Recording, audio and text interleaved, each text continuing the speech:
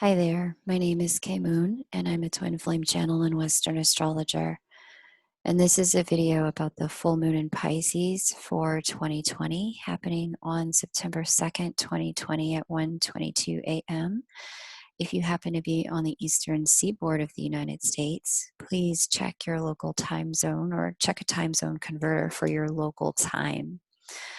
This is an interesting full moon. It's a very special full moon because of the way this full moon speaks with Uranus in a conversation that we astrologers call a sextile. The sextile is a conversation that brings forward it brings forward harmony. It brings forward not luck, I would say, but opportunity. And the opportunity of the two planets speaking to one another are brought forward, but they're only brought forward and we get access to their benefit when we're willing to apply our own efforts. And the benefits of Moon in Pisces is the benefit of being able to really deeply connect to the unseen world, to the world of our spiritual guidance, messages, the world of art and creativity. That comes through the Moon and Pisces piece. What comes through the Uranus and Taurus piece is transformation and change to our physical world, to our sense of self, to our physical bodies, and the way that we're valuing ourselves. So this particular full moon gives us the opportunity for growth and transformation through rapid and radical insight that comes through the kind of spiritual aha moment. This is also one of those moments where it's like you could go to bed one way, feeling one way, and then wake up the next morning feeling completely different. It's like spontaneous healing happens when we're sleeping. Pisces rules the world of dreams. It rules the world of the illusions and of the artist as well. The capacity to call something creative out of the ether and into the world comes through Pisces. Now, because this is a full moon, we are also talking about the completion of a cycle, the completion of certain things that have been operating in certain ways. And when we look opposite to the moon, we always have the sun at a full moon. And the sun is speaking in a conversation with Uranus called a trine. The sun is sitting in the sign of discernment, the sign of service and health and well-being, but also a sign that's all about our growth. That's step by step and the everyday things that we do. So this is one of those full moons where it's like we suddenly realize, wow, I have this habit and this addiction and I have to break it, or I'm ready to break it. This is one of those full moons where it's like we suddenly recognize what it's going to take in the material world to break it. And we have what it takes in order to do it. So there's a real gifting here. There's a lot of support from the unseen world for where we're at and what we're up to. A lot of support. And so it's really just a matter of rolling up our sleeves and, proving it that what we say we want, we actually want, doing what it is we need to do to get it. And then the universe just says, great, if you leap, I'll catch you, but I do need you to leap first. So I like this full moon because it gives that kind of supportive energy. And it's also like the other placements here are showing us that there's a lot of cardinality and a lot of mutability here. The mode of cardinality in an astrology placement has to do with beginning, initiations, starting a new thing. The mutable energy has to do with change and bridging from one thing to the next thing. And when you have a chart with high cardinality and high mutability, this is really one of those moments where we're being asked to do what it takes to just start, while simultaneously letting go. This is also one of those full moons where it can feel very much like, okay, I'm letting go of this trapeze bar, but I haven't fully grasped onto the other one yet, but I'm trusting that if I move, I'll catch it. So it's a great time. It's a great time to complete cycles. It's a great time to wrap up creative projects. It's a wonderful time if you're working on any kind of change in your life or transformation. It's a wonderful time to take a leap, to take a risk, and to let the universe support you. So that is the predominant energy here. Um, there's a couple of asteroids, trans-Neptunian objects talking here to uh, the moon. We've got Ceres here. We've also got Nessus here. And they're bringing a very special flavor to this full moon as well. The Nessus energy, we all have a Nessus placement in our chart, but Nessus's energy is all about that place of obsession, that place where we just can't let something go, where we are compulsed to seeing something through. And I like that for this full moon because it lends itself to us dotting the I and crossing the T and getting the job done, like fully and thoroughly pulling that creation through to the physical world, pulling that energy that we're trying to manifest and harness out of the ethers, allowing it to fully come through.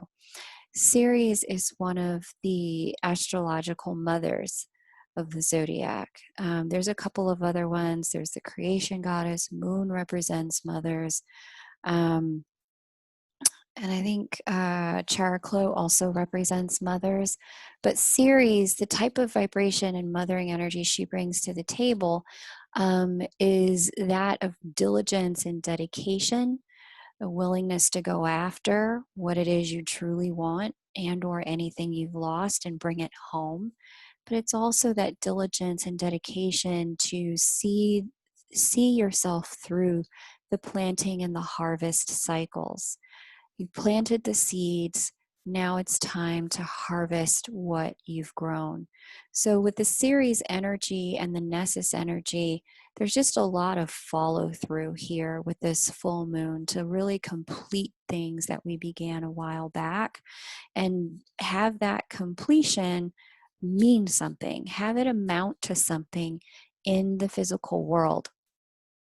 So I like that as well, that there is an energy here for completion and follow through and cultivation and allowing things to come to their fullest fruition. The Piscean energy also can bring a lot of healing as well, especially with the sun in Virgo. Virgo can also represent a lot of healing and health and well-being energy, especially with that Uranus piece there, the Uranus trine the sun. There can be spontaneous healing to the physical body that occurs at this time, where it's like very suddenly, like the health can turn in a better direction, almost seemingly overnight.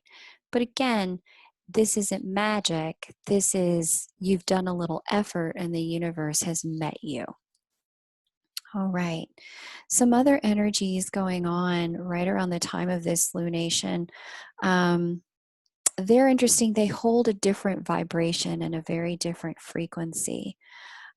So we'll talk about those in a moment, but I just want to really quickly make the announcement here that if you've been wanting to learn astrology with me, there will be an opportunity to do that. I haven't really been called to teach before.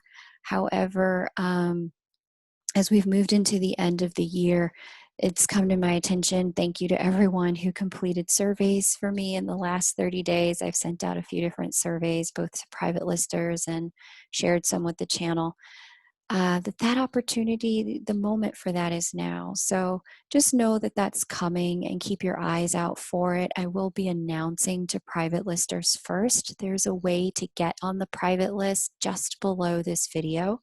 So be sure to subscribe to the private list if you'd like to take advantage of being notified first. And then the other thing I'll share is that the reading calendar for October is now open. So if you've been trying to figure out how to allow the transformative energies of 2020 to count towards something bigger that you'll manifest in 2021, and how to work with these energies in a way that's productive for your health, for your family, for your business, for your job and career, definitely set up a time with me to book a session. You can click right below this video. There's a link to the website where you can schedule time, and we'll sit down for an hour or a half hour in October to really map out, okay, here's how we can use this energy, and here's how everything shifts come 2021. So at this time, there's also a really significant energy here. It's a conversation called a T-square going on in the chart.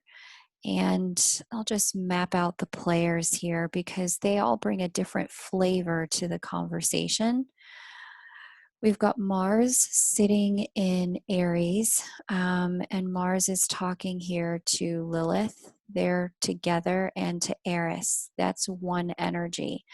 And the Mars, Lilith, and Eris energy are bringing forward in the sign of the self ways in which we all might be feeling particularly vulnerable and or triggered and or a little edgy. It's bringing forward an energy of tension that if we're not utilizing the motivation that this energy is bringing constructively, it will allow us to feel aggravated.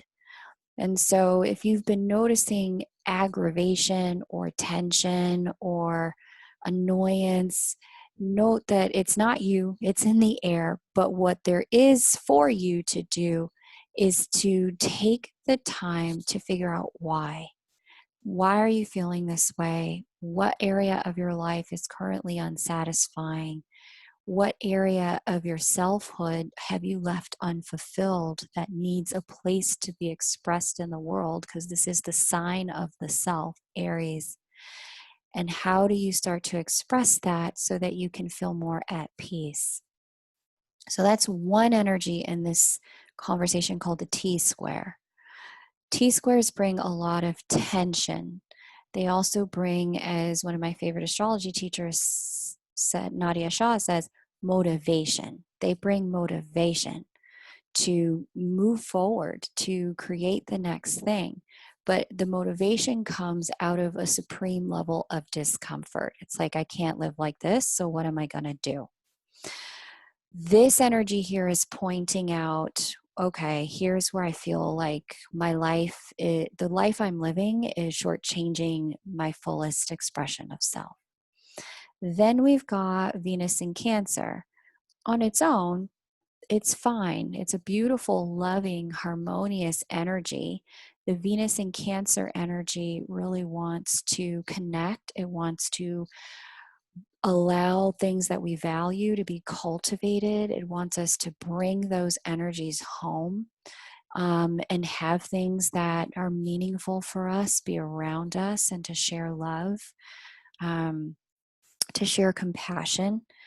And the Venus square Mars energy can bring a real kind of like physical tension, that's actually exciting. It's very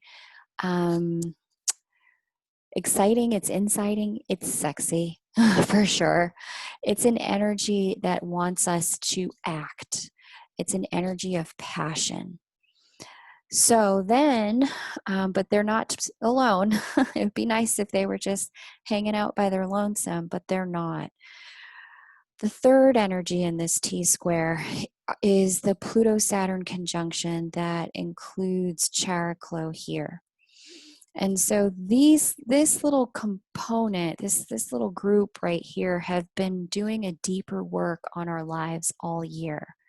Saturn's been demanding that we restore areas of our life to integrity and the structure of our life to wholeness and to integrity. Pluto has been taking from us and destroying anything that really doesn't serve us. Anything we've outgrown that's dead, Pluto's been dragging it to the underworld because he's lord of the underworld and making sure that it's not quote unquote in our way anymore. That process isn't always easy. Transforming does require letting go of what is so that we can manifest what's to be. The Characlo energy here, she represents the energy of divine intercession on our behalf. And that's a real gift in the midst of so much destruction and chaos and change, that the divine intercessor is sitting there literally in the middle of these two hardcore transformative energies, whispering to us, tell me what you've lost. I will intercede on your behalf with the gods, and I will ensure that what you have lost, something better is given back to you. And so together, these three are on a mission of change and transformation, leaving the area of life where Capricorn sits, and all 12 of these houses are one area of our life. They're on a mission of making sure that that area of our life is never going to be the same again. Add to that this discomfort coming from Aries, where we're feeling a little bit vulnerable, a little bit finger on the trigger, really recognizing where certain things aren't working. Add to that this, but I really need to connect energy here from Venus.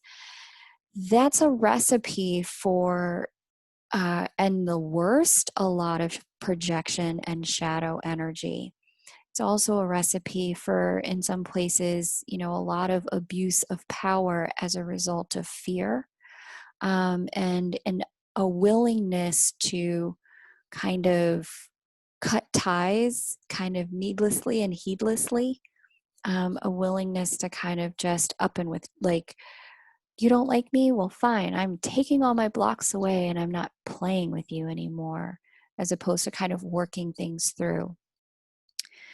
The way to work out the tension of a T-square is to include the sign that's conspicuous in its omission and to lean into that sign's energies. The sign that's conspicuous in its omission is Libra. And the reason why it's conspicuous is because all of these sit on 90-degree angles, but there's one 90-degree angle from this one and this one that is not touched. And here it is. And what's happening out here, and it's actually a little bit more of a grand cross if you want to include Juno and the creation goddess here. This energy is asking us to lean into partnership, and fairness and justice and equity, to lean into what air signs bring. Libra's an air sign. Lean into communication, lean into creating a new path forward. We know what didn't work. Well, now let's work together to create what will.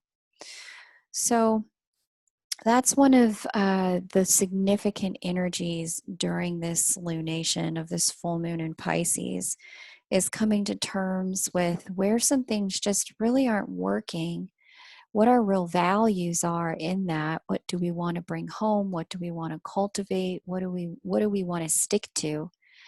And then allowing, those helpful to us and those whom we're connected to work with us and moving forward and taking the next step.